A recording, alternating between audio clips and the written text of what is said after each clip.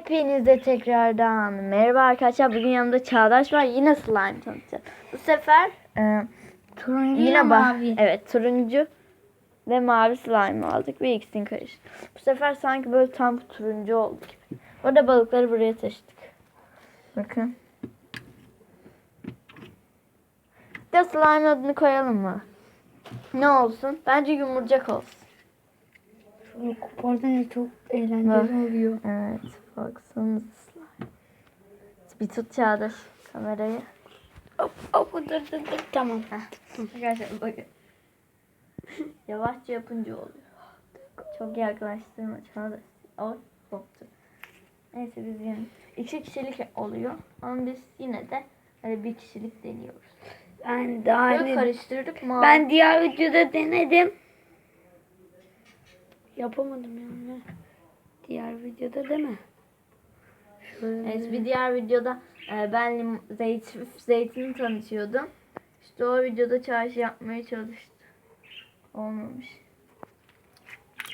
Ses dinleyin. Fazla ses çıkmıyor ama bir şey olmuyor.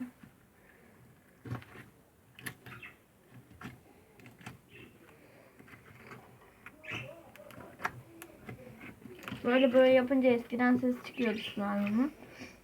Şimdi çıkmıyor.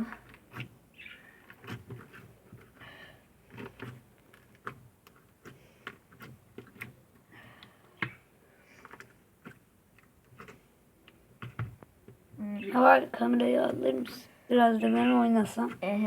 Dur birazcık. Eskiden ben hep kamera tutuyordum. Hepsi oynuyordu. Tamam ya. Üf, ne çıktı. Öyle bastım mı olmuyor. Yere koy böyle yap. Slime yiyecek ya.